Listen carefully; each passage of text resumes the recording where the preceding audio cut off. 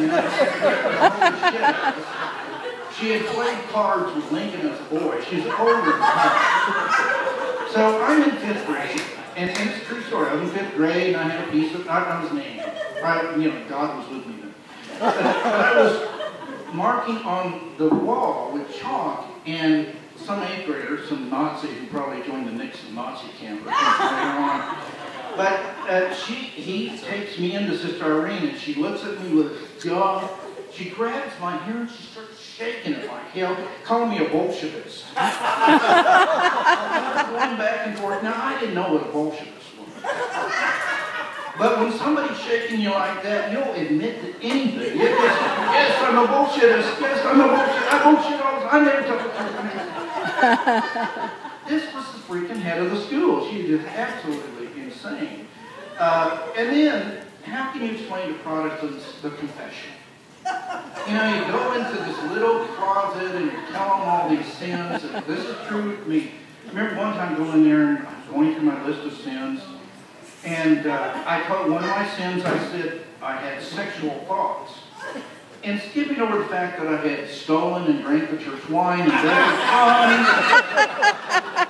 this priest focuses on what kind of sexual thoughts.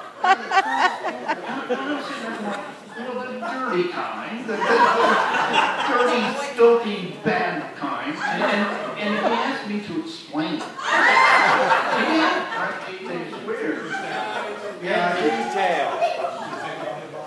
he's probably taking notes and writing them all. That's probably what he's doing. But most of you girls had it easy in high school because you never had to deal with a sex priest.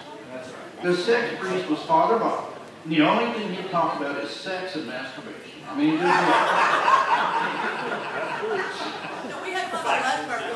Thank you, Kathy Curtin. Yes, well, and Father Bob ends up being the chaplain at the Catholic Center at the University of Tulsa where I went.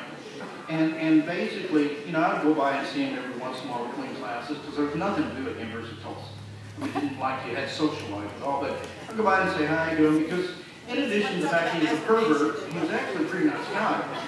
And I went in there, and this is another true story. I'm not kidding you. He basically, I said, hi, Father Bob. And he said, right out of his mouth, first thing, have you been masturbating? And so the first thing I'm doing, I'm going, did I see myself off? You know? The really spots I'm in? You know, what the heck? And of course, how do you answer a question like that? You go, I haven't masturbated in so long, I forgot how to do it. What are you going to say to that? So I quit. Yeah. Anyway, so I quit seeing Father Bob for some reason. I haven't seen him anymore. I don't know what happens to him. But now, from all my research in academia, I've actually found what, you know, we all didn't get the same experiences. What really messed us up, I've come to it, I've got the document. It's right here.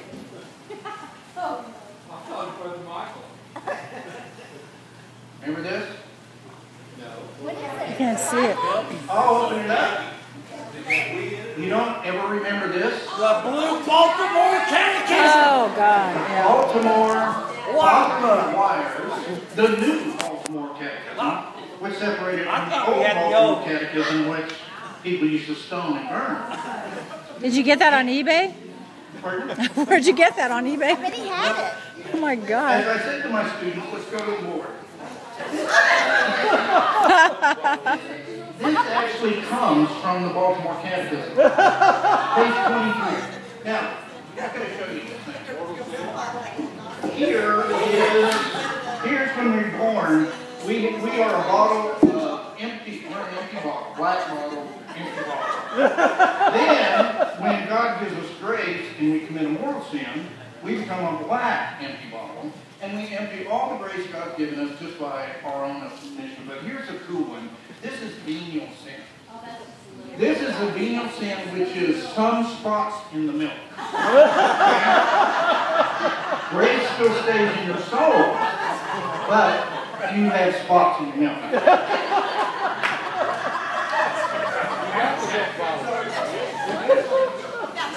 What I'm trying to tell you, What you put in that milk? He said, you need to get the spots out of your milk. You need to work really, really hard to get those spots right out of your milk, or save up your money and buy some clean milk. I don't know what the hell happens to you. Now, here's the thing. Now, how do you get venial sins? This comes right out of the Baltimore Catechism. I mean, I've read this thing now. I'm looking for it.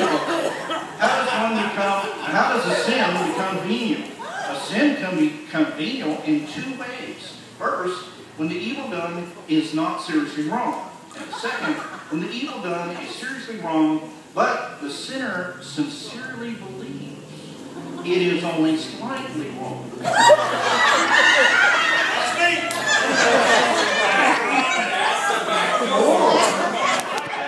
Or does not give full consent to it. Now the cool thing is, that's how Jeffrey Dahmer, remember him, serial killer, he got to heaven. Because he didn't think killing people was seriously wrong. And so he's in heaven, but he's got spotted milk. So, and that's the wonderful thing. No wonder we're screwed up.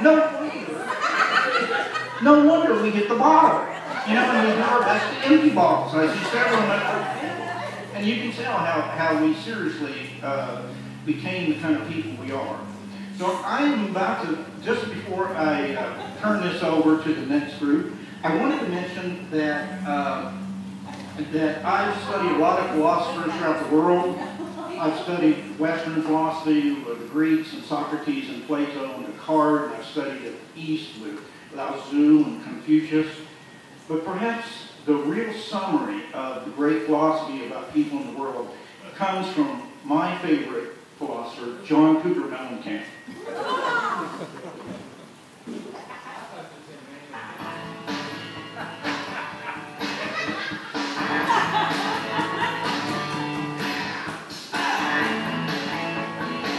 Hey, gotta listen.